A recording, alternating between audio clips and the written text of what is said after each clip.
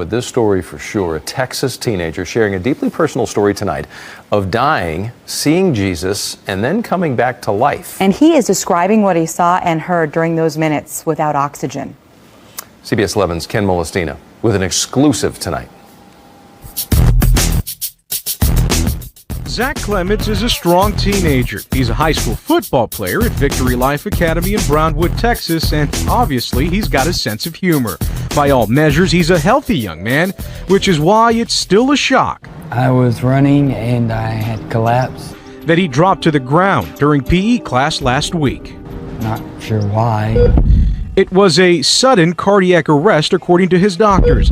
His mother was immediately called and even beat the ambulance to the emergency room. When they opened the ambulance door, he was blue, and they were on top of him doing chest compressions. Technically and medically, he was dead.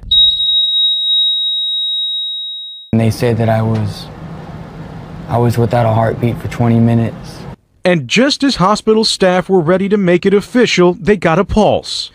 He was airlifted to Cook Children's Hospital in Fort Worth and woke up days later. His recovery has been incredible, but even more mind-blowing is the story he tells of what he saw during the time many believed he had died.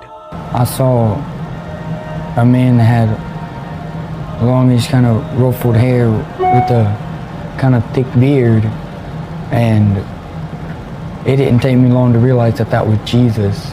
He's describing what his family is convinced was a near-death miracle. I went up to him and he put his hand on my shoulder and told me that everything would be all right and not to worry.